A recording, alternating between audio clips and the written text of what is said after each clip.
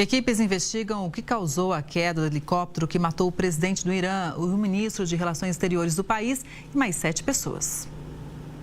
Segundo a imprensa iraniana, a aeronave que caiu foi comprada no início dos anos 2000. Considerado um modelo ultrapassado, o Bell 212 é de fabricação americana e já tinha pelo menos 4 décadas de uso. Dentro do helicóptero estavam o presidente iraniano Ebrahim Raisi, o ministro das Relações Exteriores, Hossein Amir Abdollahian, o governador da província iraniana do Azerbaijão Oriental, Malek Hamati, um líder religioso e mais 3 tripulantes. Todos voltavam de uma viagem ao extremo oeste do país quando o helicóptero caiu em uma área de montanhas a cerca de 500 quilômetros da capital Teherã. Nesta terça-feira, uma multidão se reuniu para o início do cortejo fúnebre das vítimas. Os sepultamentos vão acontecer na quinta-feira. Para analisar esse e outros assuntos internacionais, a gente faz conexão com o Bruno Pasquarelli, que é doutor em ciência política e professor de relações internacionais. Bruno, boa tarde. Seja sempre bem-vindo ao Conexão Record News. Ou seja, a investigação vai acontecer, obviamente, mas até agora tudo indica que realmente foi um acidente, né? Boa tarde, Kelly. Prazer enorme estar com vocês. Com certeza, né? Nós não temos ainda nenhum indício do que pode ter acontecido. Agora, com as investigações, nós iremos saber, né? Mas tudo isso chega no momento onde o Irã, né, já tinha um conflito com Israel ali no último mês. Aliás, já deixando claro, né, que Israel se posicionou dizendo que não teve nada a ver com o acidente. Então, agora a gente vai ver quais serão as consequências para a política interna do Irã, né? Porque, afinal de contas, sai o presidente, é necessário convocar novas eleições em até 60 dias. Dessas novas eleições sairá, então, um novo presidente. E sempre lembrando que, no Irã, especificamente, o presidente ele não tem tanto poder decisório como, por exemplo, tem o grande chefe ali do Irã, que é o Ayatollah Khamenei. O Ayatollah Khamenei, que tem ali uma grande influência religiosa, e é ele quem decide, junto com uma junta, né, um conselho, quem vai ser o novo presidente. Existem grandes chances, né, de ser o próprio filho dele, o Mojtaba Khamenei.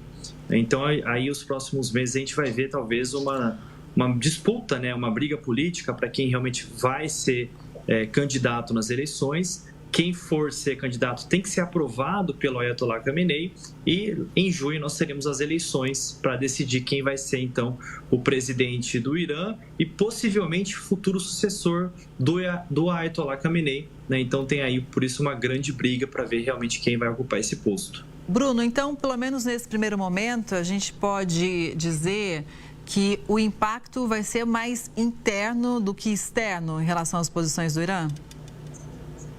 As mudanças? Em um primeiro momento, sim. Em um primeiro momento, sim, né? O impacto, principalmente, é o impacto interno. Porém, a gente não sabe quem vira a se tornar presidente, né? Quais serão as posições desse novo presidente. Então, por exemplo, o Ebrahim Raisi, ele era tido, mesmo pelos Estados Unidos, com um aspecto um pouco mais moderado na sua política externa. A gente sabe que na política interna ele era linha dura, inclusive ele foi um dos principais, na década de 80, né, ele foi acusado de matar milhares de pessoas que eram contrárias ao regime. Nos últimos anos a gente teve o movimento das mulheres contra o uso do véu e ele prendeu várias mulheres, a polícia secreta matou várias mulheres. Então, internamente, ele é tido como linha dura, mas externamente, o Ebrahim Raisi, ele era considerado como um pouco moderado, né? Uma pessoa que não queria causar um conflito muito grande com Israel, por exemplo. A gente não sabe quem será o próximo presidente e quais serão as consequências para o plano externo. Pode vir a ser uma pessoa mais extremista e isso pode gerar consequências maiores, por exemplo, em relação aos seus vizinhos. Pois é, e a gente sabe da importância do Irã, inclusive, no financiamento, né, de grupos terroristas como o Hamas. Então, não só o Hamas, né, como o Hezbollah também lá no Líbano. Então, o Irã, ele financia vários grupos terroristas que tem conflitos diretos com Israel. Então, agora, para falar um pouquinho dessa questão sobre Israel e o Hamas, tem uma notícia que eu gostaria da sua análise, viu, Bruno? O presidente dos Estados Unidos avaliou como escandalosa a ordem de prisão pedida pelo promotor do Tribunal Penal Internacional contra o primeiro-ministro israelense. Olha só. Segundo o Joe Biden, Israel e Hamas não são equiparáveis. O democrata reforçou que os Estados Unidos rejeitam a ordem ultrajante de prisão emitida pelo TPI contra líderes israelenses. O governo dos Estados Unidos ainda alertou que a medida pode colocar em risco as negociações por uma trégua na faixa de Gaza. Além de Netanyahu, o procurador do Tribunal Penal Internacional também solicitou mandados de prisão contra o ministro da Defesa de Israel por supostos crimes de guerra, incluindo extermínio e morte deliberada de civis por fome. O TPI também emitiu ordens de captura contra o chefe do Hamas em Gaza, o chefe do movimento palestino e o chefe das brigadas Ezzedine Al-Qassam, braço armado do Hamas, por possíveis crimes contra a humanidade, como o assassinato, estupro e outras formas de violência sexual, além de tortura e outros atos desumanos. Pois é, esse posicionamento do presidente americano já era esperado, uma vez que os Estados Unidos apoiam Israel de forma irrestrita, né? Com certeza, Kelly. Esse posicionamento do Tribunal Penal Internacional, ele causou um rebuliço, né, entre os líderes ali, principalmente no Benjamin Netanyahu, né, e os seus ministros, né, e também em relação ao Joe Biden, presidente dos Estados Unidos, por conta dessa equiparação entre os comandantes israelenses, né, entre o primeiro-ministro de Israel e os seus ministros, e também, né, os membros ali do Hamas. Então, por conta dessa equivalência, houve uma grande ressonância negativa por parte de Israel e por parte também dos Estados Unidos, que tendem, né, a partir dessas decisões, a ficarem do lado de Israel. Lembrando que é uma decisão ainda do Tribunal Penal Internacional que vai caber uma decisão de um juízo de instrução. Então, ela não é uma decisão final ainda. Ela passa por uma outra junta, por um outro juízo que vai analisar se realmente ela tem cabimento, né? E a partir de uma decisão favorável, por exemplo, contrária, né, ao Benjamin Netanyahu e contrária ali aos membros do Hamas, eles poderiam ser presos em qualquer país que faz parte do Tribunal Penal Internacional. Israel não faz parte, Estados Unidos não fazem parte, mas, por exemplo, grande parte dos países da Europa fazem parte. Então, se eventualmente o Benjamin Netanyahu for até um desses países da Europa, automaticamente eles teriam que prender, né, um mandado de prisão para enviar o Benjamin Netanyahu para que ele cumpra, então, para que ele responda a um processo, né? Mas, novamente, ainda não é uma decisão final, cabe ainda uma instrução e pode ser que seja revertida esse pedido do Karim Khan. Bruno, só para a gente entender, vamos supor que exista uma decisão final e que o pedido de prisão tenha sido mantido. O que diz a nossa história? Essa decisão acaba sendo só protocolar ou realmente pessoas foram presas no passado por crimes de guerra, por exemplo? Olha, a gente tem o caso ali, né, dos tribunais, por exemplo, tribunais feitos para julgar crimes de guerra, como o caso do Tribunal de Nuremberg, pós-Segunda Guerra Mundial, que julgou os comandantes nazistas. Tivemos também os tribunais relacionados à guerra da Sérvia e da Bósnia, que também prendeu alguns desses comandantes, né? Mas nesse caso, né, especificamente, nós tivemos 2 casos de países africanos que tiveram seus comandantes presos, não me recordo agora do nome deles, mas o caso de líderes, né, que tem um grande renome internacional, que tem um expoente internacional, a gente não tem realmente um grande caso na história sobre isso.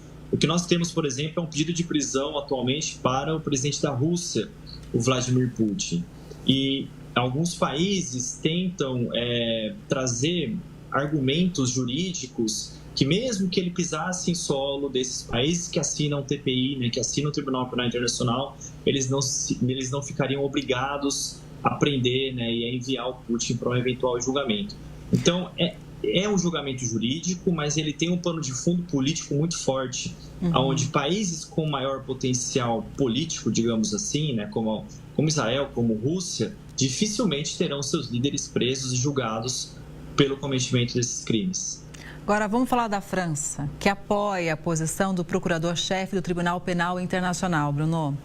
O Ministério das Relações Exteriores da França diz que apoia, então, realmente essa luta contra a impunidade em todas as situações e que tem alertado há muitos meses sobre a necessidade de cumprir à risca o direito humanitário internacional. Lembra também que o país condenou os ataques antissemitas do dia 7 de outubro, que o grupo terrorista Hamas cometeu atos bárbaros contra civis, tortura e violência sexual. O governo da Espanha também, então, defendeu a atuação do Tribunal Penal. Já o primeiro-ministro de Israel, Benjamin Netanyahu, afirmou que o pedido é um absurdo e um exemplo do novo antissemitismo, que é o ódio ao povo judeu. Como você avalia, Bruno, essa posição da França? Olha, é interessante que é uma posição, até certo ponto, não digo inesperada, né? Porque a gente vê a França se posicionando em alguns momentos, o Emmanuel Macron sendo muito contundente nas críticas em relação à ação do Benjamin Netanyahu contra o território da faixa de Gaza, né? Então a gente vê isso, a gente já viu isso em alguns momentos. Mas eu digo que é um pouco surpreendente pelo momento, pelo timing. Né, o ideal, né, as diplomacias geralmente esperam para se manifestar após uma decisão final, né, que aí justamente poderia a decisão então condenar ou não Benjamin Netanyahu. Então, como ainda não tem uma decisão final, é um pouco surpreendente essa fala, né, anterior a qualquer decisão. De qualquer maneira, isso mostra um certo rompimento da França com seus aliados europeus, a própria Alemanha, né, que está junto com os Estados Unidos, está junto com Israel, sendo contrária à decisão do TPI. Então, é um momento de crítica, né, da diplomacia francesa, mas que talvez não tenha surgido no timing correto, no sentido de esperar uma decisão final, esperar uma instrução final para que realmente saiba se haverá ou não a condenação do Benjamin Netanyahu e, a partir disso, tomar um posicionamento. Bruno, agora a Europa toda acompanha com muita preocupação o que acontece na Ucrânia. Inclusive, 7 pessoas ficaram feridas em mais um ataque russo contra a Ucrânia. Esse bombardeio aconteceu na cidade de Kharkiv. Segundo as autoridades ucranianas, drones russos danificaram prédios residenciais, além de dezenas de veículos. Desde que os bombardeios ficaram mais intensos nessa região, há cerca de 2 semanas, mais de 14 mil pessoas foram obrigadas a sair de casa. São os deslocados internos. É um drama que continua e a gente ainda não sabe quando vai terminar, né? Com certeza, Kelly. Kharkiv é a segunda maior cidade da Ucrânia, né? Inicialmente, em 2022, antes de começar a guerra, tinha 1,3 milhões de habitantes. E é interessante, né, que no início da guerra, a Rússia tenta invadir Kharkiv, por ser uma cidade muito estratégica, não consegue, recua e passa aí tanto para o leste quanto para o sudeste da região ucraniana. Agora, passados 2 anos da guerra, a gente vê as tropas ucranianas cada vez mais tendo que abrir a sua linha de defesa. E são tropas que estão com um número diminuto, né, e que estão com menos investimento, menos orçamento. Vários países deixaram de subsidiar a Ucrânia. Então, a gente vê uma Ucrânia mais alongada no seu território, no sentido de defesa. E, ao mesmo tempo, a Rússia ela alonga também o seu ataque, ela começa a atuar em várias frentes. Isso causa, então, aberturas nesse processo de defesa, né, da Ucrânia e, eventualmente, como a Rússia adentrando no território de Kharkiv, fica cada vez mais difícil para a Ucrânia negociar termos mais benéficos para ela no eventual cessar-fogo. O que a gente pode, talvez, eventualmente trazer disso é que a Rússia vai ter um poderio a mais, né, vai conseguir trazer numa eventual mesa de negociação que está longe de acontecer, mas pode trazer uma posição mais favorável na negociação para ela, a Rússia, né, no sentido de conseguir manter os territórios que ela conquistou ali, principalmente na região da Crimeia e na região do Sudeste. Então, isso é uma péssima notícia para a Ucrânia, porque ela realmente perde, né? Se a Rússia conseguir tomar Kharkiv, ela perde um dos seus principais territórios e uma das suas principais medidas de uma eventual negociação, numa mesa de negociação. Pois é, e a gente vê realmente o Zelensky cada vez pedindo mais armas, dizendo que a situação está complicada, né? Essa guerra também que não tem uma data para acabar e que causa reflexos no mundo todo. Inclusive ontem um bombardeio a um porto, uma região que tinha ali um estoque de trigo, causou aí um efeito rebote. O trigo subiu mais de 5%, por exemplo, na Bolsa de Chicago.